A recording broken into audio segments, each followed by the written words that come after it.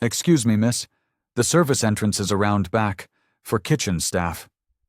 The words slid from the young receptionist's mouth with the slick, unthinking ease of a lifetime of privilege.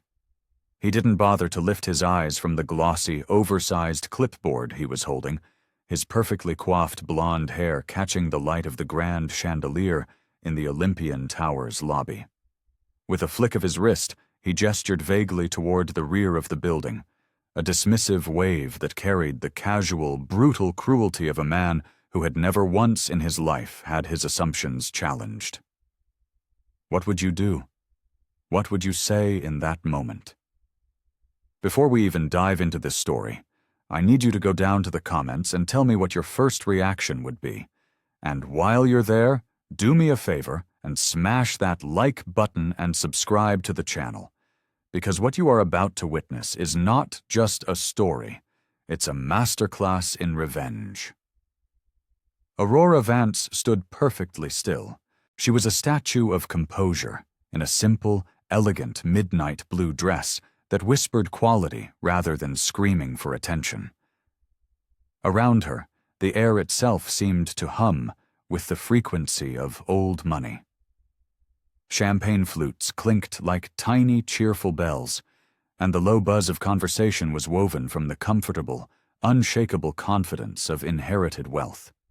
These were the gods of Manhattan, the financial deities who moved markets and toppled governments from their sky-high penthouses, and tonight they were gathering for their most sacred ritual, the Sterling Thorn Foundation Gala.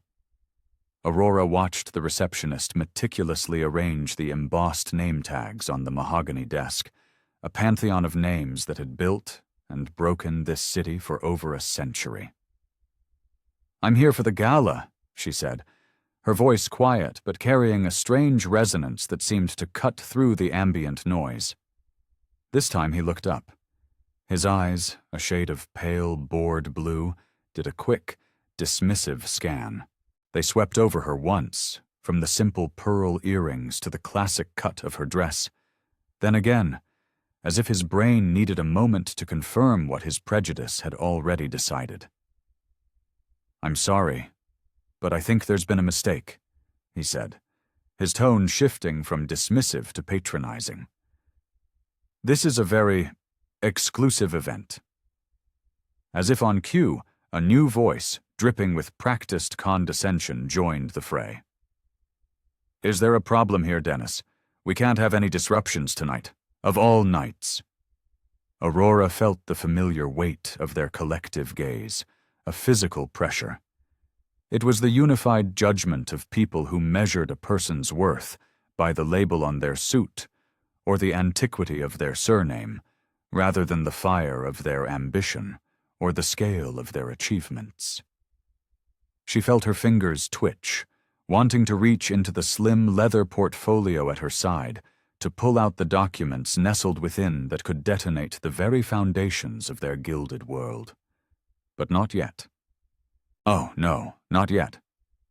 First, she needed to see. She needed to let them talk.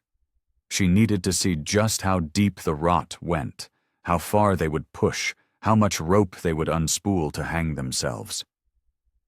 She had approached the reception desk with the quiet confidence of a predator entering a new territory. The receptionist, Dennis, with his hair that looked like it had been sculpted by angels, and his eyes that measured worth in melanin content rather than merit, had been the first test. "Excuse me," she had said, her voice carrying the refined, crisp cadence of a Columbia Business School education. "I'm Aurora Vance. I'm here for the Sterling Thorn Gala." Dennis's mouth had twitched into something that was supposed to be a smile, but looked more like a sneer. "I think you might be looking for the service entrance," he'd repeated, a little louder this time, enjoying the performance. Kitchen staff should report directly to the back of the building. The casual cruelty in his tone was a weapon, honed by a lifetime spent within the world's most exclusive hierarchies, never once questioning his own lofty position within them. Aurora's expression remained a mask of serene neutrality. "I have an invitation." "An invitation?" He laughed, a short, sharp bark of a sound, brittle enough to shatter crystal. "Miss, this is a private event. Very exclusive. I'm certain there's been some sort of misunderstanding." That's when the second player had entered the stage. Cassandra Vanderbilt, wife of a real estate titan whose name was plastered on half the skyscrapers in the city, glided toward them. Her approach was measured, regal, the walk of a woman accustomed to commanding any room she entered. A rope of pearls, each the size of a marble, glowed against her skin, catching the light as she assessed Aurora with the critical, dismissive eye of an appraiser examining a piece of questionable art. "This young woman seems confused about the nature of this event," Dennis explained, his voice pitched just loud enough to snag the attention of those nearby. He was a courtier, reporting a disturbance to his queen. Cassandra's gaze sharpened, zeroing in on Aurora. "Are you with the catering company? Because if you are, you're quite late, and that attire, while sweet, is hardly appropriate for service staff." With a movement that was deliberately slow, exquisitely unhurried, Aurora reached into her portfolio. She withdrew the heavy, cream-colored invitation, the sterling thorn crest embossed in gold leaf at the top. "Aurora Vance," she said, her voice steady and clear. "Vance Capital." She extended the invitation with the same unshakable calm she would display during a hostile takeover negotiation. Cassandra accepted the card as if it might be contaminated, holding it delicately between her thumb and forefinger. She studied it with the fierce intensity of a detective examining a forged document, a piece of evidence at a crime scene. Her perfectly arched eyebrows rose a fraction of an inch. "This is highly unusual. I don't recall seeing the Vance name on our guest lists before." The words hung in the opulent air like the smoke from an expensive cigar, acrid and suffocating. Around them, the comfortable buzz of conversation began to falter. Heads started to turn. A scene was developing, a piece of unexpected theater in their otherwise predictable evening. Aurora could feel the weight of their stares, each one a tiny pinprick of judgment. A verdict delivered without a trial, based on evidence they had manufactured in their own minds. "Perhaps there has been a mistake," Cassandra continued, her voice rising slightly, playing to the gathering audience.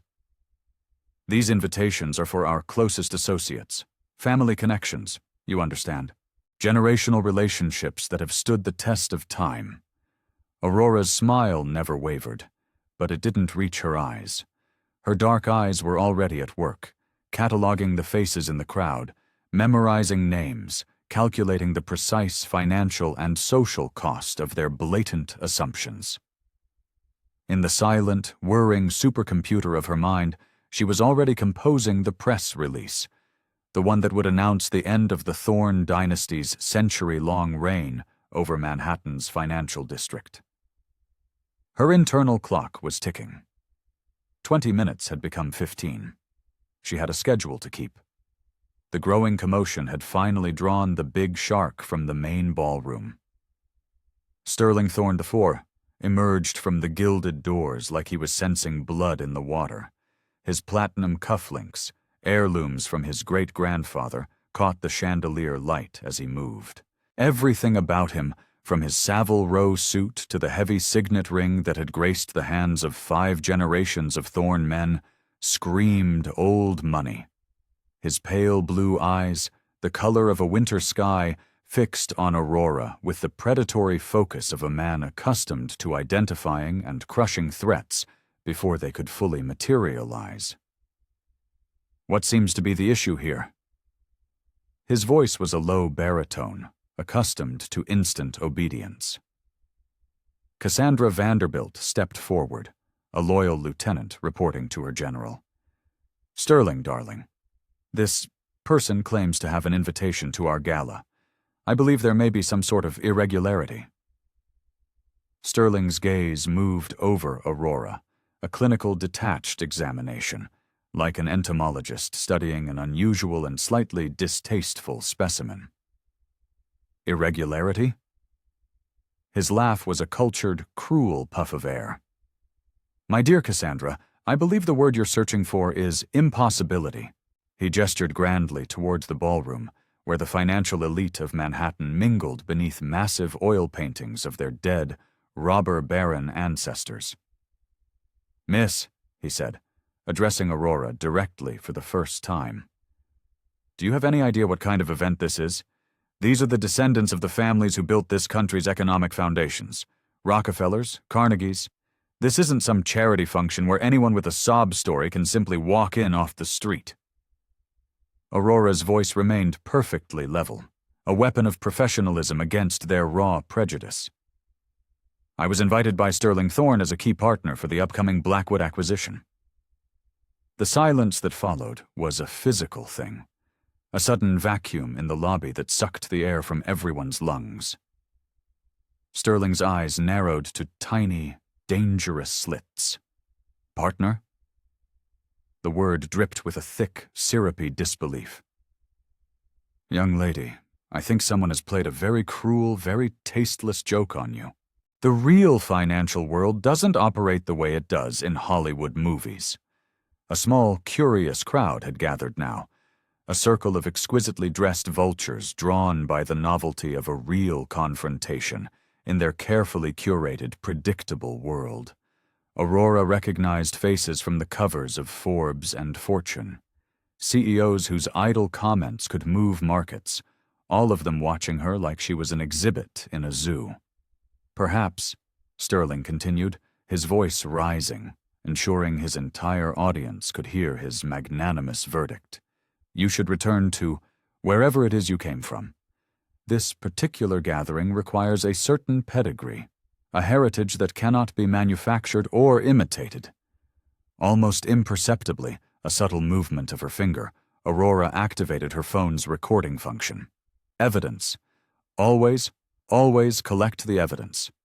Dr. Alistair Finch, a pharmaceutical executive whose company was famous for price-gouging life-saving drugs, stepped forward with the confident, swaggering stride of a man riding the social wave.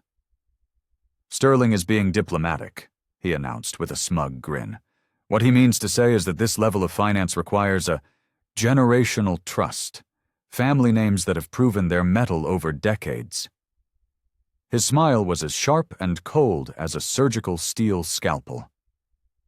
Nothing personal, of course. It's simply a matter of institutional compatibility. Aurora nodded slowly, her expression one of deep concentration, as if she were considering his words with the utmost care. Institutional compatibility. How fascinating. Her thumb moved silently across the screen of her phone, sending a single encrypted message to her top lieutenant. Prepare the Blackwood transfer. Stand by for execution. That message, those 6 simple words, would change everything. But first, she needed to let them finish. She needed to see just how deep their prejudice ran, just how much rope they would gleefully use to hang themselves. The crowd thickened, closing in around them like blood cells responding to a foreign contagion.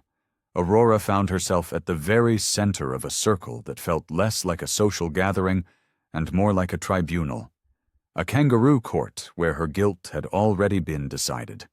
Sterling Thorne IV stood before her like a judge preparing to deliver a sentence, the full weight of his family's century of financial dominance giving gravity to every syllable he uttered. I think, Sterling announced, his voice booming with the unshakable authority of a man who had never been denied anything in his entire life. We need to address this situation directly. He turned, a master showman, to the growing audience of New York's financial royalty. Ladies and gentlemen, we seem to have an individual here who believes, against all evidence, that she belongs in our world. A wave of nervous, tittering laughter rippled through the crowd. It was the sound of relief, the collective exhale of a group reaffirming their own exclusivity. Aurora stood perfectly still, her dark eyes moving deliberately from face to face, a silent camera recording each smug expression, each condescending smirk, each glint of superiority. She was building her case, gathering evidence for a trial that would not be decided in a courtroom, but in the unforgiving arena of the stock market. Just then, the crowd parted like the Red Sea. Beatrice Thorne emerged from the ballroom like a grand dame making her entrance at the opera.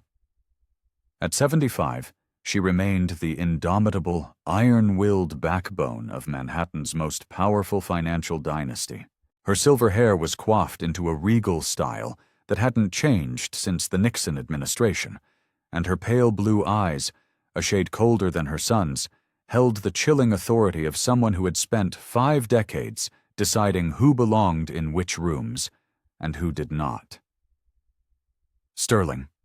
Her voice was as crisp and brittle as autumn leaves. What is all this commotion? We have important guests waiting. Sterling straightened his posture, instantly transforming from a judge into a subordinate soldier reporting to his commanding officer. Mother, this person, she claims to have been invited to our gala. She says she's some kind of financial partner. Beatrice's glacial gaze fell upon Aurora, carrying with it the weight of historical judgment. Financial partner? Her laugh was a cascade of tiny, shattering icicles. My dear girl, do you have any conception of what that term truly means? The Thorne name has graced Wall Street since before the Federal Reserve even existed. We don't simply partner with anyone. She glided closer, her expensive perfume enveloping them in a cloud of jasmine and condescension. Her voice dropped to a stage whisper, a conspiratorial tone that somehow, magically, carried to every corner of the lobby. This is not a diversity initiative, you understand? This is not some corporate charity event. This is where real money, generational wealth, makes real decisions. I'm afraid you've stumbled into the wrong party, dear. The crowd murmured its quiet approval, a Greek chorus endorsing their queen's pronouncement. Aurora absorbed every insult, every assumption, every casual, cruel dismissal of her very existence in their world. But beneath her placid exterior, a storm of calculations was raging, moves and countermoves, strategic decisions clicking into place with the cold, hard logic of a chess grandmaster. Her phone vibrated silently against her palm. A new message from her lieutenant. Blackwood confirmed. $1, $2 billion transfer is locked and loaded. Awaiting your signal. Aurora's thumb hovered over the send button. Not yet. Let them dig just a little deeper. Let them fully, irrevocably commit to their prejudice before she showed them the catastrophic cost of their assumptions. Perhaps, Dr. Finch suggested with a tone of mock helpfulness, security could escort this young woman out. Gently, of course. We wouldn't want any unpleasantness. Sterling nodded, his relief palpable. An excellent suggestion, Alistair. This has gone on long enough. Finally, Aurora spoke again. Her voice, calm and measured, sliced through their self-congratulatory murmurs like a diamond blade through silk. Before you do something that you will regret for the rest of your professional lives, she said, pausing, letting the silence stretch and build, I have one question for you.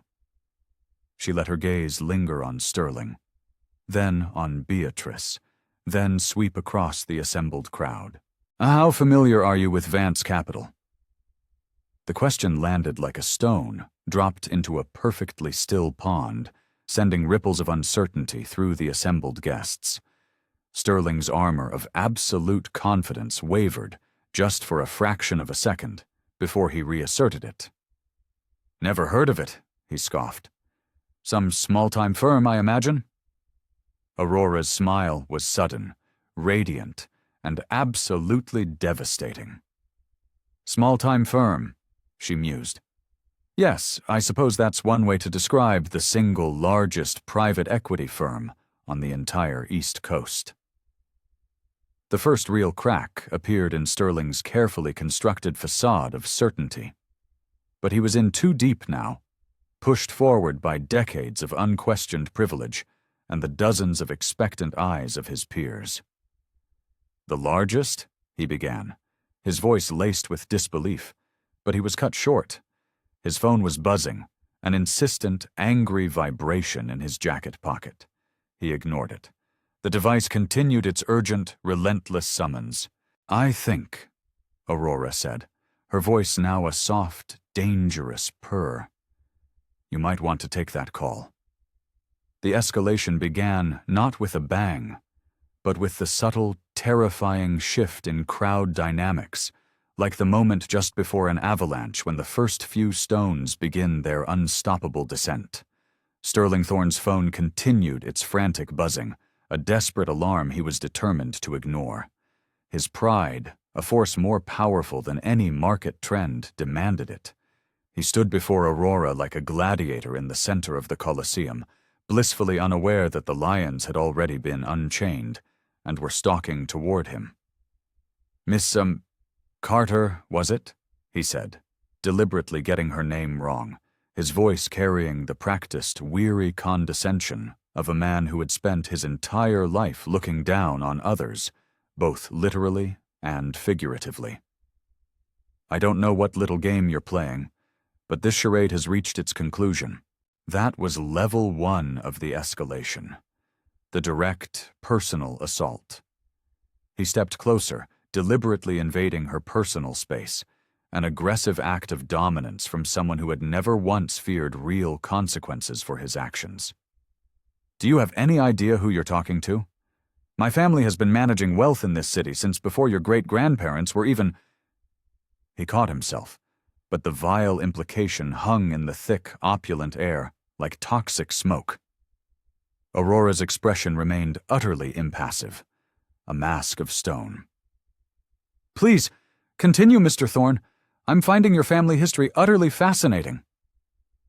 "What Sterling means," Dr. Alistair Finch interjected smoothly, moving to flank Aurora in a coordinated pincer movement, "is that this industry, at its highest levels, requires a certain cultural understanding, a shared context.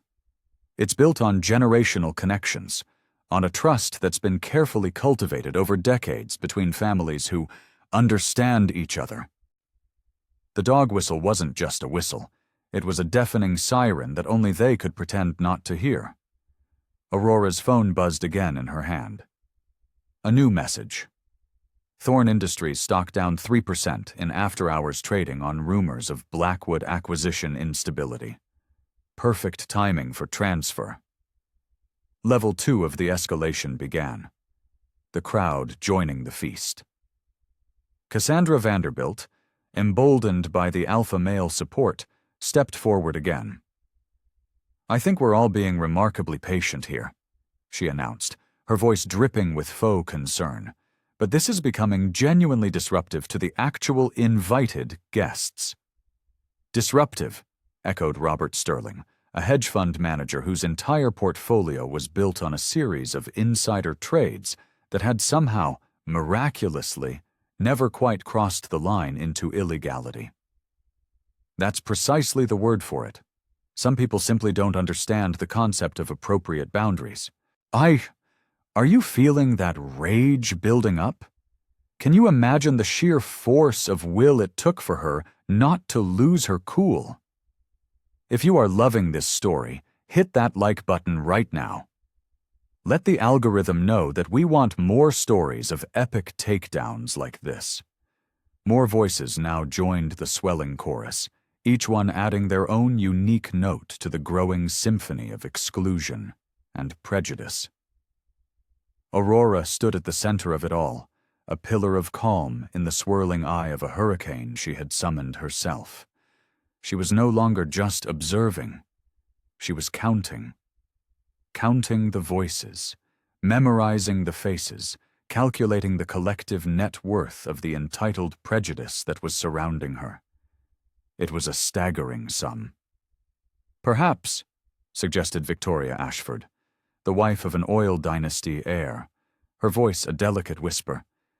We should be asking how she even obtained an invitation in the first place, because legitimate channels would simply never— What Victoria is so delicately trying to say, Sterling interrupted, his voice rising again, taking command, addressing the entire lobby as his personal stage, is that certain standards exist for a reason. They are the bedrock of our world. Not everyone can simply declare themselves a part of it. Level 3. The complete and utter loss of control. The confrontation had now drawn nearly every single guest from the grand ballroom. The titans of Manhattan's financial world formed concentric circles around the unfolding drama, their conversations about mergers and markets completely forgotten in favor of the far more titillating spectacle of Aurora's public humiliation. She had become their evening's blood sport. Sterling's phone buzzed again. This time he couldn't ignore it, as the panicked, sweat-sheened face of his top assistant appeared on the screen via a video call.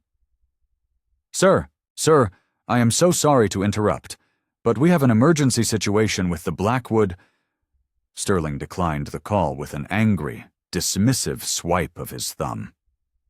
Whatever it is can wait. We're dealing with a security situation here. Aurora's smile widened, a subtle, almost imperceptible shift at the corners of her mouth. A security situation? How very dramatic. Mock this all you want, young woman, Beatrice Thorne declared, her voice ringing with the absolute authority of a woman who had shaped Manhattan society for 5 long decades. But actions have consequences, and the action of crashing our private event will have very, very serious consequences indeed. She turned and gestured towards the team of hotel security guards that had materialized at the edge of the lobby. They were large men in sharp suits, their professionalism a thin veneer over an unmistakable air of menace. Gentlemen, please escort this individual from the premises. Use whatever discretion is necessary. The security team moved forward as one, a synchronized machine of quiet intimidation. The crowd watched, their eyes wide with the cruel fascination of ancient Romans in the Colosseum, witnessing the final moments of a gladiator about to be devoured. Aurora raised her hand, not in a gesture of surrender, but of command, and somehow that simple gesture carried more intrinsic authority than all of Beatrice Thorne's imperious commands combined. The security team stopped in their tracks. Before you make what I absolutely promise you will be the single most expensive mistake of your entire lives, she said, her voice cutting through the murmurs like a conductor's baton, commanding an instant, sharp silence. I have one more question for you. She turned her head slowly, her dark, piercing eyes locking onto Sterling's pale blue ones with a laser-like intensity. The Blackwood acquisition, she said, her voice dropping slightly, forcing them to lean in. The $1.2 billion deal. Your family's largest, most important deal in 3 generations. The one that's supposed to cement Thorne Industries' dominance for the next century. She paused, letting the weight of the words sink in, letting them feel the gravity of what she was talking about. How confident are you right now, in this exact moment, that it is proceeding as planned? Sterling's face went white. It wasn't a gradual change. It was instantaneous, as if someone had pulled a plug and drained all the blood from his features. Around him, the expressions of the crowd began to shift, a rapid evolution from smug amusement to confusion, and then to the first cold whispers of alarm. His phone buzzed again, a frantic, desperate vibration. This time he answered it, his fingers trembling so badly he almost dropped the device. Sir! His assistant's voice was a high-pitched, panicked squeak, perfectly audible in the sudden, tomb-like silence of the lobby. Sir, Vance Capital has just withdrawn from the Blackwood acquisition. They're transferring the entire $1.2 billion portfolio to Northgate Partners. Sir, the deal is dead. The Thorne-Blackwood deal is dead. In that single, breathtaking moment, The tectonic plates of Manhattan's financial world shifted in real time. A seismic event visible in the collective, horrified intake of breath from 200 of the city's most powerful people. Aurora Vance stood at the absolute epicenter of an earthquake she had engineered with the surgical precision of a master demolitions expert. Sterling Thorne's phone slipped from his nerveless, numb fingers, clattering onto the Italian marble floor with a sharp, cracking sound, like breaking glass. The screen, miraculously intact, lit up with a cascade of notifications. 17 missed calls from board members, a dozen frantic texts from his legal team, and a flood of alerts from financial news outlets. The Thorne empire wasn't just in trouble. It was hemorrhaging credibility and capital in real time, and everyone in this room was a witness. That's impossible," Sterling whispered, his voice a hoarse, strangled sound, barely audible above the crowd's growing, panicked murmur. "The merger was locked. The contracts were signed. We had guarantees." "No," Aurora corrected, her voice carrying the calm, unshakable authority of someone who didn't just play the game, but who now owned the entire board. "You had assumptions." She let that word hang in the air for a moment, a poisoned dart. "You assumed Vance Capital was a small, insignificant firm. You assumed I was someone you could dismiss, someone you could insult, someone who didn't belong. You assumed your family name, your precious pedigree, carried more weight than actual, tangible financial power." She reached into her portfolio one last time and withdrew a simple, elegant business card. It was devastating in its simplicity. Aurora Vance, founder and CEO, Vance Capital. She presented it to the stunned crowd as if revealing the winning hand in a high-stakes poker game. "The third largest investment firm on the East Coast, as I believe I mentioned earlier. Also, as of approximately 15 minutes ago, the company that just transferred $1.2 billion of vital acquisition capital away from Thorne Industries and directly into the hands of your primary competitor." The revelation hit the crowd like a physical shockwave. These people, these titans of finance who moved billions with a single phone call and reshaped entire economies with a handshake, stood frozen in a state of collective catatonic shock. The impossible had just become the inevitable, and they had been given front-row seats to the execution. Beatrice Thorne seemed to age 10 years in 10 seconds. The formidable matriarch who had ruled Manhattan society with an iron fist for half a century suddenly looked fragile, brittle, like an antique porcelain vase that had been violently shaken by an earthquake. $1.2 billion, she repeated, the words barely escaping her lips, tasting like ash. "The largest single capital transfer in Thorne Industries history," Aurora confirmed, her voice devoid of triumph, stating it as a simple, undeniable fact. "Gone. Transferred to Northgate Partners, who, I must say, were quite grateful for the unexpected opportunity to expand their portfolio so dramatically." Sterling tried to speak. His mouth opened and closed, his jaw working silently, like a fish gasping for air on the deck of a boat. The man who had spent his entire life as a prince of Manhattan's financial royalty, the heir apparent to a modern-day throne, found himself utterly, completely speechless in the face of true, earned power. Dr. Finch took a slow step backward, then another, as if trying to distance himself from the radioactive fallout. His own pharmaceutical fortune, once a source of immense pride, suddenly felt pitifully small, insignificant compared to the raw power he had just witnessed. Cassandra Vanderbilt's magnificent pearl necklace seemed to tighten around her throat as the horrifying realization dawned that she had not just insulted a guest. She had been a gleeful participant in a financial massacre. But how? Robert Sterling, the hedge fund manager, managed to stammer, his mind struggling to process the logistics of the catastrophe. "The contracts, the legal frameworks, the regulatory approvals, were all contingent on Vance Capital's continued participation and financing, Aurora explained, her tone now carrying the cool, detached patience of a professor lecturing a class of particularly slow students.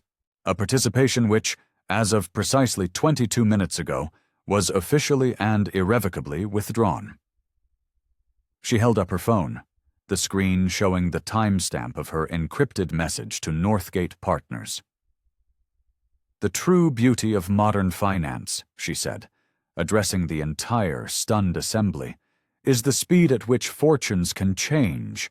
A single text message, a single coded command, and a century of generational wealth becomes a generational cautionary tale." The grand lobby of the Olympian Tower had been transformed. It was no longer a party. It was a crime scene. And Aurora Vance was both the lead detective, coolly revealing the details of the murder, and the brilliant, invisible killer who had committed it. The Thorne dynasty lay bleeding out on the polished Italian marble, and Manhattan's elite, its friends and allies, could only watch in stunned, horrified silence. Sterling's assistant called again. The phone's shrill ring cut through the funereal silence like a tolling bell. This time Sterling couldn't even bring himself to look at it, let alone answer. The crushing weight of what had just happened, what he had just witnessed, what he, through his own blind, arrogant prejudice, had just caused, was settling on his shoulders like a lead blanket, suffocating him. Aurora surveyed the faces around her, her gaze moving from one to the next, reading the dawning terror in the eyes of each person who had watched her humiliation with such obvious, smug pleasure just minutes before. Now they looked at her with something approaching primal fear. They were realizing, all at once, that they had not just witnessed a business deal collapse. They had witnessed the birth of a new god in their carefully controlled pantheon, and she was not a benevolent one. "The interesting thing about assumptions," she continued, her voice carrying effortlessly to every corner of the now silent lobby, "is how astonishingly expensive they can become when they are proven to be wrong." The reckoning had only just begun. Within 30 minutes, the destruction was not only complete, it was publicly visible. Sterling Thornthorpe sat slumped in a plush leather chair that now felt like an electric chair, his face illuminated by the hellish glow of his laptop screen. He was watching his family's century-long financial empire collapse in real time. The screen was a waterfall of cascading red numbers as Thorne Industries stock plummeted in after-hours trading. Down 15%, down 20%, down 25%. News of the Vance Capital withdrawal had leaked to the financial media with the speed of light traveling through fiber optic cables. CNBC was already running a breaking news banner across the bottom of the screen. Thorne-Blackwood merger collapses as mystery firm pulls $1. To be in funding.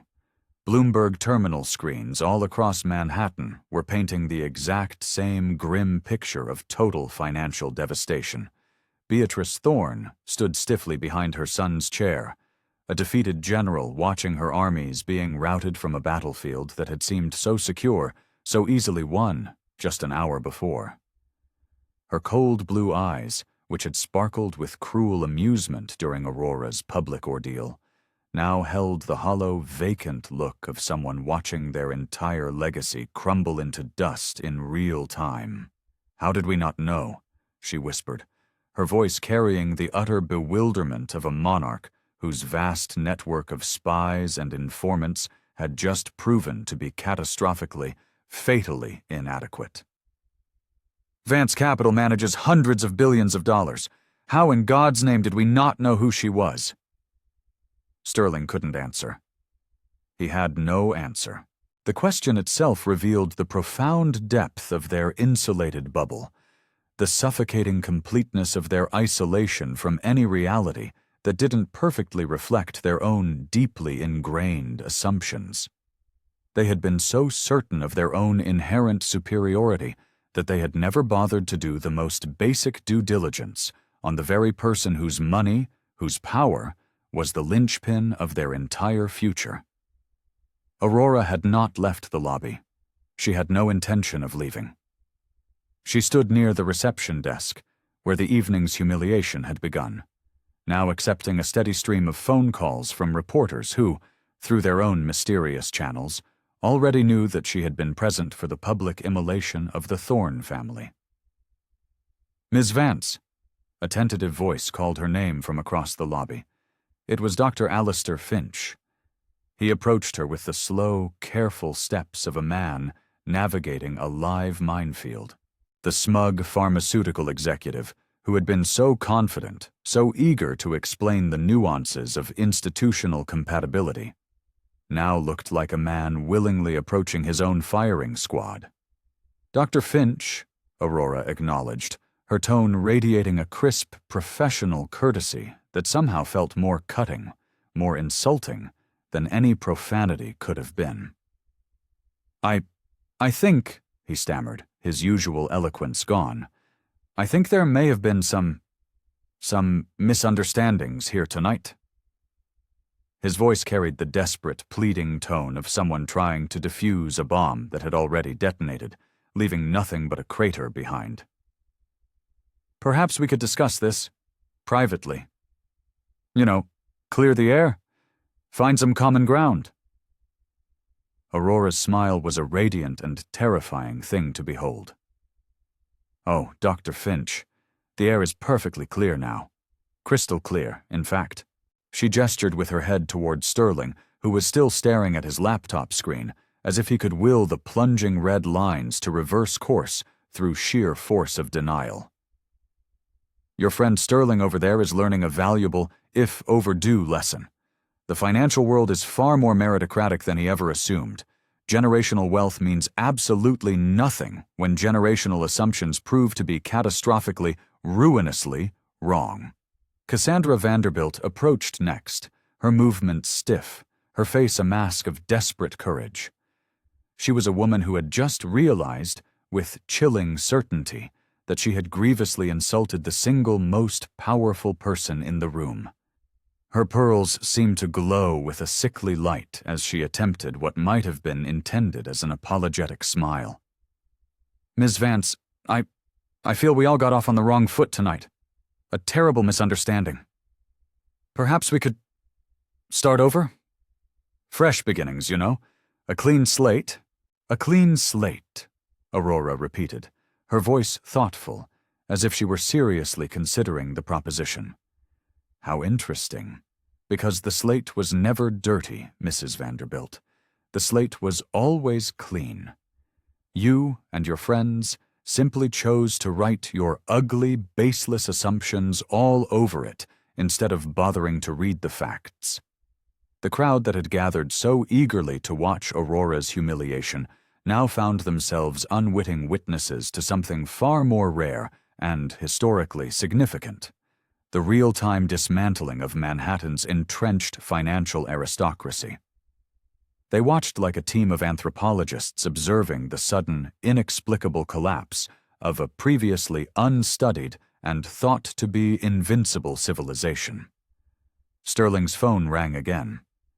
This time he answered it, his voice barely a recognizable croak as he spoke with what was clearly another panicked board member. "Yes, I understand. No, I do not think we can recover the Vance portfolio. No, I don't know if we can salvage the relationship with Blackwood now.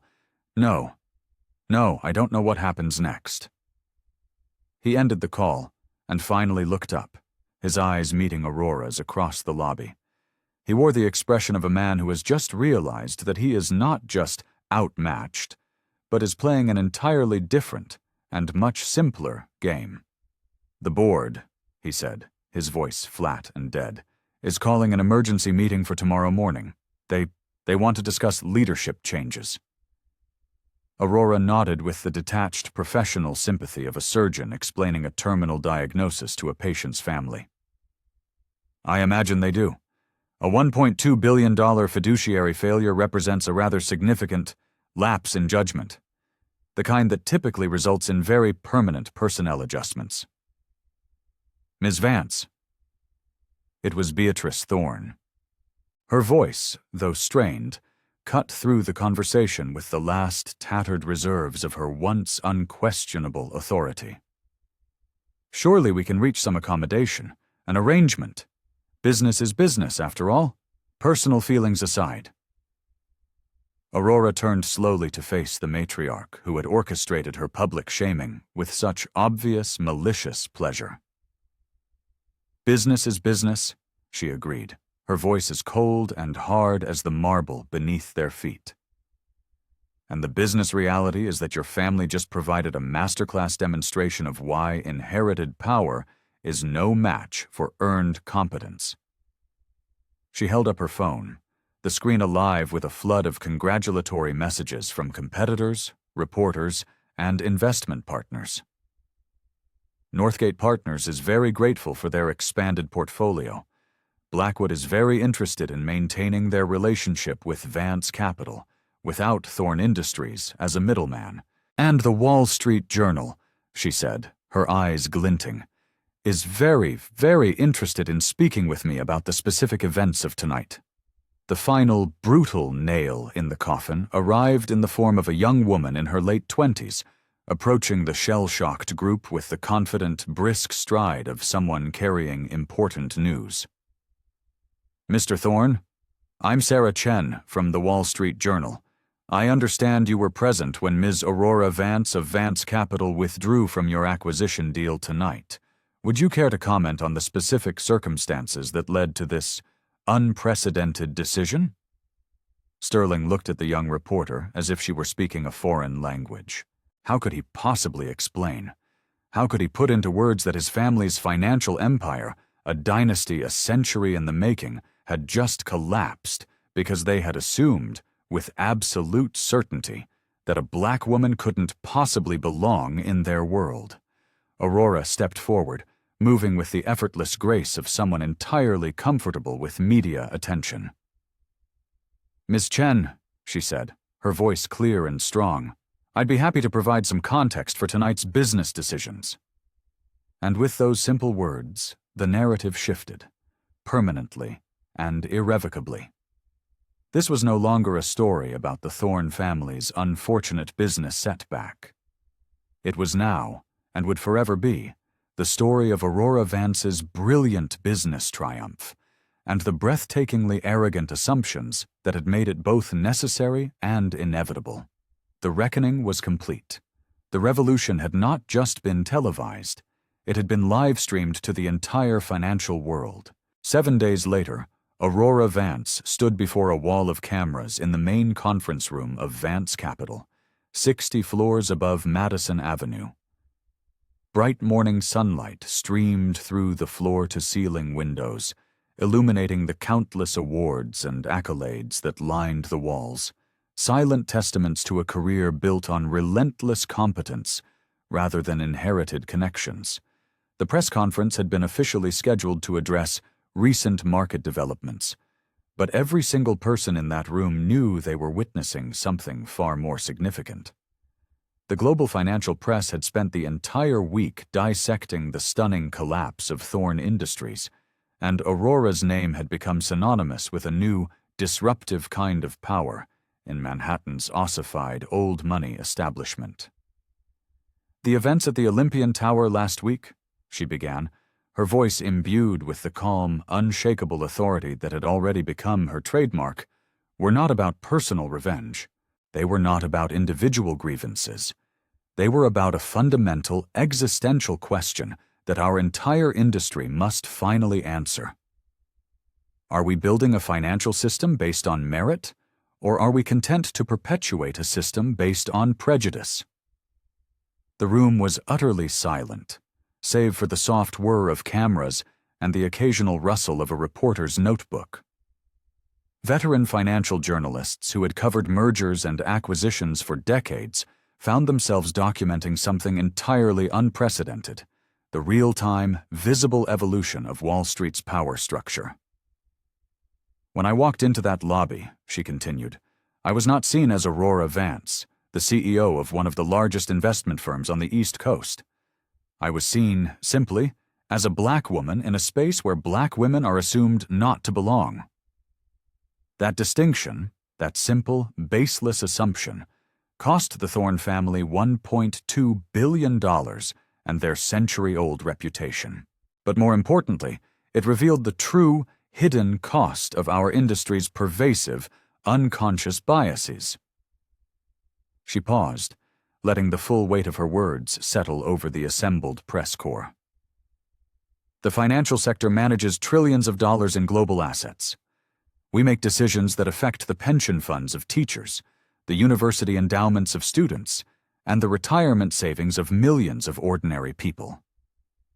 Can we truly afford to make those monumental decisions through the clouded, distorted lens of inherited prejudice? A reporter from Bloomberg raised her hand.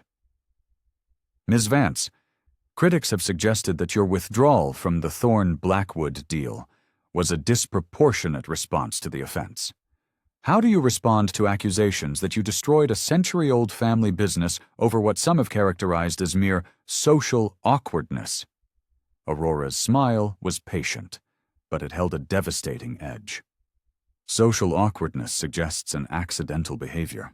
What occurred at the Olympian Tower was systematic, intentional exclusion based on deeply ingrained racial and social assumptions.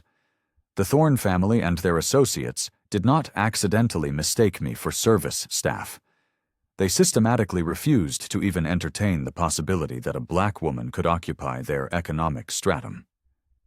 She gestured toward the panoramic windows overlooking Manhattan's financial district.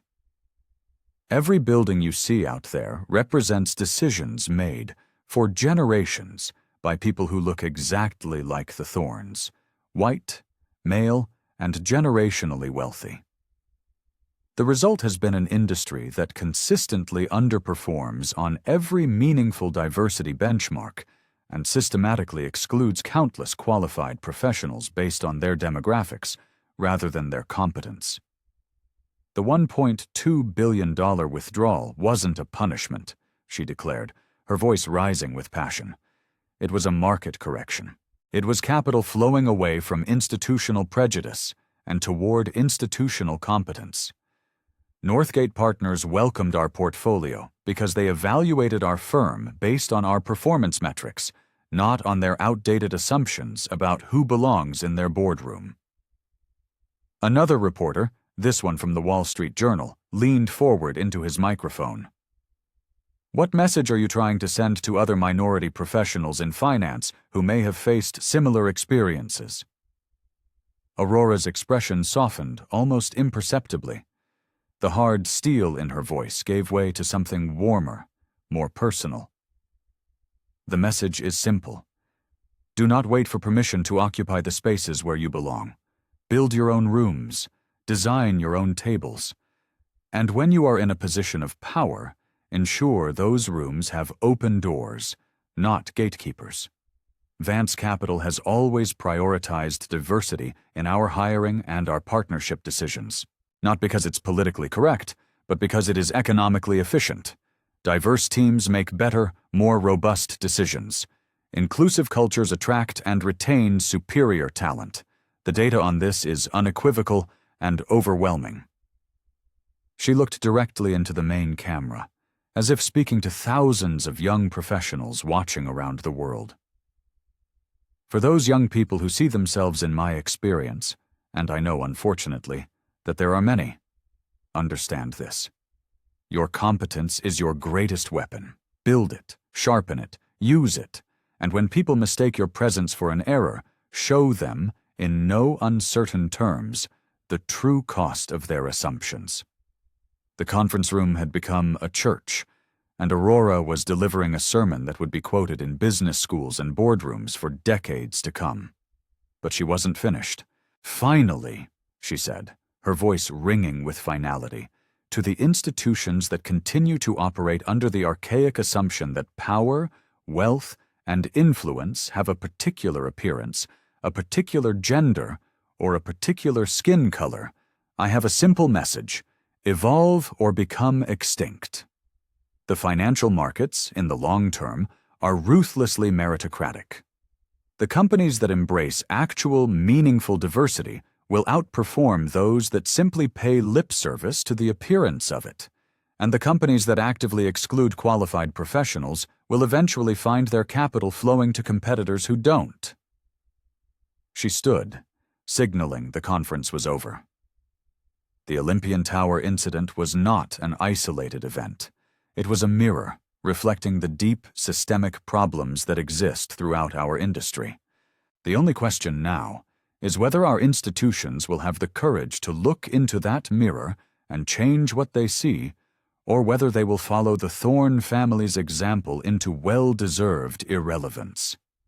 As the reporters filed out, their minds racing to file their stories, Aurora remained at the window, looking down at the city, at the financial district that had finally, grudgingly, been forced to acknowledge her power. Her phone was buzzing non-stop with messages from politicians, Fortune 500 CEOs, and university presidents, all requesting meetings, partnerships, and consultations. The revolution wasn't just televised, it was profitable, and it was just getting started. And that, my friends, is how you don't just win the game, you change the rules for everyone. What did you think of Aurora's final move at that press conference? Was it justice? Was it just good business? Let me know your thoughts down in the comments. And please don't forget to like this video, subscribe to the channel, and hit that notification bell so you never miss another story of epic justice. Until next time.